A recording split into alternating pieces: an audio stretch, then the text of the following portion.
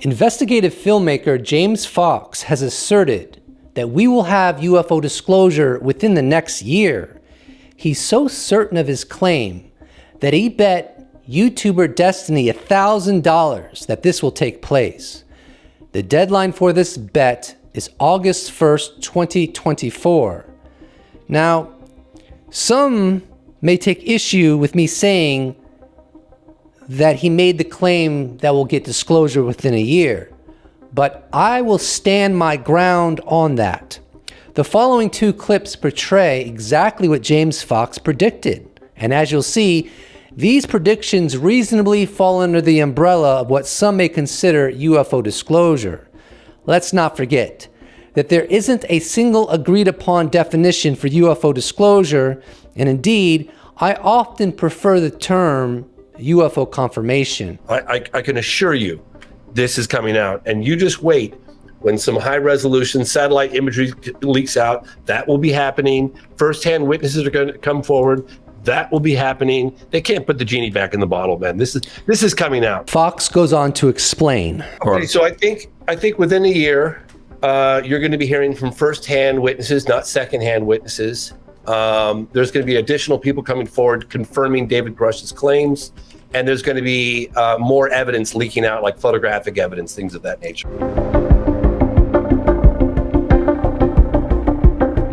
I think James Fox's statements warrant reiteration. He said that within the framework of the upcoming 365 days, that high-resolution satellite imagery of UAP will leak out. More evidence will leak out, like photographic evidence. So maybe stuff that's in addition to satellite imagery, maybe gun camera footage. He said that there will be additional people coming forward confirming David Grush's claims. Now that's very significant. Up to this point, we have only had two people publicly come forward confirming David Grush's claims, or his core claims, if you will. Because Grush has made a lot of claims, but like the core claim that there's a crash retrieval program and that non-human intelligence craft have crashed and be recovered, this has been backed up by former Colonel Carl E. Nell, who is currently an aerospace executive and who also vouched for Grush's character, saying it's beyond reproach. Further, another individual that came forward is Jonathan Gray. Now, I grant you that's a pseudonym, but it technically, you could argue he was still on the record. Jonathan Gray, he is a current government employee for NASIC, National Air and Space Intelligence Center. He has stated that over the time span of his career, he has been briefed on UFO crash retrievals periodically, and that he has confirmed Grush's core claim that we're not alone and we're being engaged by non-human intelligence. So if more people come forward, whether current government officials or ex-government officials vouching, confirming David Grush's claims, that is going to be impossible to ignore, and it's going to inevitably make the probability increase that what Grush has stated is true. And another thing that James Fox stated, which is I perceive separate from what I've gone over, he said first-hand witnesses will come forward. And what I think he means by that is that in future hearings, we are going to have witnesses that is not secondhand testimony in reference to legacy UFO programs, such as the UFO crash retrieval program, and there may be multiple UFO crash retrieval programs, but we will have first-hand witnesses, people testifying under oath saying, I worked for the program, or I currently work for the program, and here is what it constitutes.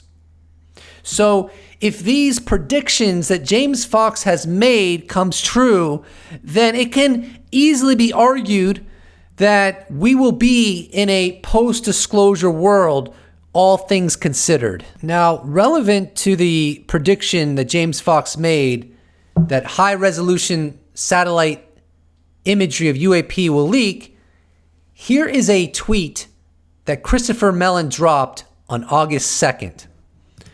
I recall the oversight committees asking about long-rumored UAP satellite data back in 2017 when I first brought the committee's unclassified military UAP videos and worked with Lou Elizondo to make introductions to Navy aviators. The fact this data has still not been shared with the Oversight Committee is simply outrageous. Aero and the administration cannot claim to be acting in good faith on the UAP issue while blatantly ignoring these lawful requests. And so maybe that's why, as predicted by James Fox, high-resolution satellite imagery of UAP will get leaked because we are in the midst of a constitutional crisis of the highest magnitude. Congressional oversight committees are requesting better data so they can have a clear picture of what's going on with UAP. What are they? Where do they come from? And yet the intelligence agencies are refusing to provide them with something that would be instrumental to clarifying the nature of UAP. In a recent interview on News Nation, I think, or it might have been Fox News, but Chris Mellon stated that if Congress was able to see these high-resolution UAP images from satellites, then they could understand the velocities, and also they could get a clear overview of the shapes of these UAP, which would reveal whether or not they come from peer adversaries like China or Russia. And as I mentioned in a previous video, if it's clear they don't come from China or Russia, then the probability is exceedingly high that they're not coming from human civilization. And then at least Congress would know the true nature of some of these very advanced UAP. The following clip is from Weaponized Podcast, episode 28. Here, investigative journalist George Knapp, who has well over 30 years experience researching and reporting on UAP, goes into how the recent July 26th hearing impacted him.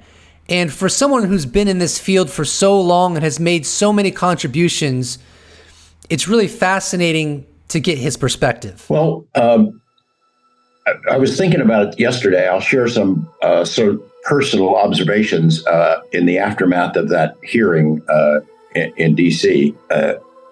It still hasn't hit me yet, the magnitude of what was revealed and the fact that it has gone this far. I'm still absorbing it, but it's 36 years ago that I did my first UFO interview about legacy programs. I didn't call them that at that time, but that there are programs where they have crashed saucers, recovered saucers, reverse engineering, alien bodies. And I remember reporting it back then. I was kind of stupid at the time, really, going forward and thinking that people would accept it because I'm a news guy and I'm telling them the truth. And looking at it now, of course, obviously that was not the case. I got all kinds of shit for it for a long time. Fast forward 36 years, and there's a hearing in front of Congress where a guy named Dave Grush is appearing there and saying, yeah, these legacy programs are real, and we do have this material. We have been reverse engineering. There are bodies somewhere. It is overwhelming to me to see that amount of change that I never thought I would see in my lifetime. Are there legacy UFO programs? Yeah. How many? I don't know. I don't even know. But there are a bunch of them.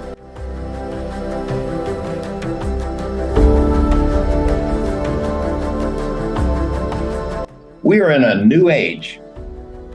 I never thought I would see this ever in my life. But we're in a new age. And I swear to God, after that hearing yesterday, Dave Grush, Dave Fravor, Ryan Graves, this is a genie that cannot be put back in the bottle. It's really exciting. It's incredibly exciting.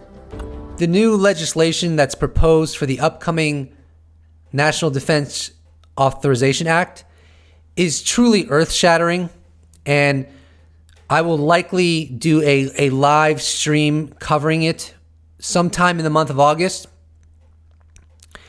But the term non-human intelligence is written 22 times in this proposed legislation that will likely pass. And in the following clip, journalist Ross Coulthart goes into what's behind this new legislation. And so what's behind that, the reason why Chuck Schumer is so strong on this, we all know, is because other witnesses have already backed Grush to the hilt. And so there are going to be more hearings, yes, but the Congress already knows what Dave Grush knows. In that vein, journalist Matt Laszlo, 6 hours ago, dropped an exclusive titled Exclusive. Schumer UAP Amendment co-author rounds non-human intelligence includes AI. Now, Chuck Schumer, of course, is the Senate Majority Leader and has played a pivotal role in getting this new legislation on the agenda, and this new legislation will likely pass. But he was asked by Laszlo, basically, why was the term non-human intelligence specifically used in the legislation, moreover, used 22 times, more or less? This is what was communicated. And Chuck Schumer said, it was not by accident. Let's put it that way. I'll close out this video with a clip where James Fox, right after him and Destiny finalized their bet, James Fox had the following to say, which is kind of funny. I mean, unfortunately, I've got the distinct advantage of being in touch with all these intel folks, and you do not. So I know what's coming. Then, yeah. So it's gonna be easy peasy lemon squeezy, baby. So that's interesting. And James Fox obviously is very confident about his position. As far as I understand, we are likely going to get more hearings in September, this time from the Senate.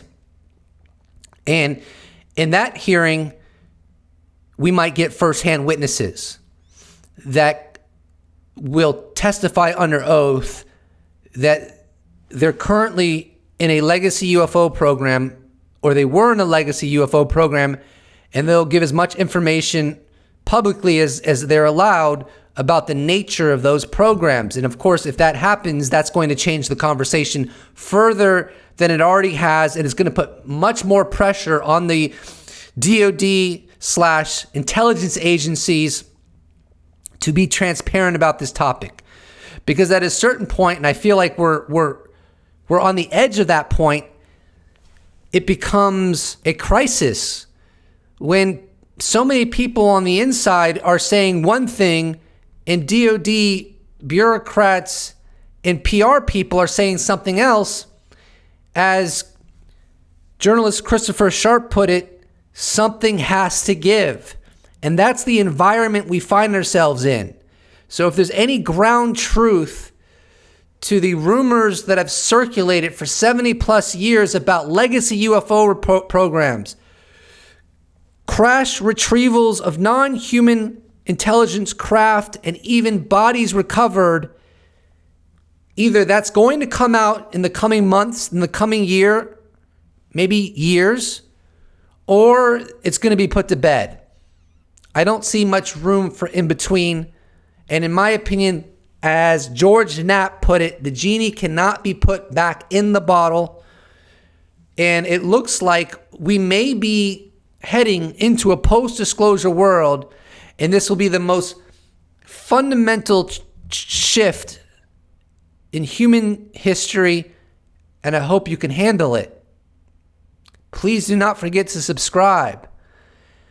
And if you'd like to support this channel, you can check out my merch shop where I sell t-shirts. You could become a patron. You could become a YouTube member. You could give me a one-time donation. All those possibilities can be accessed in the description below.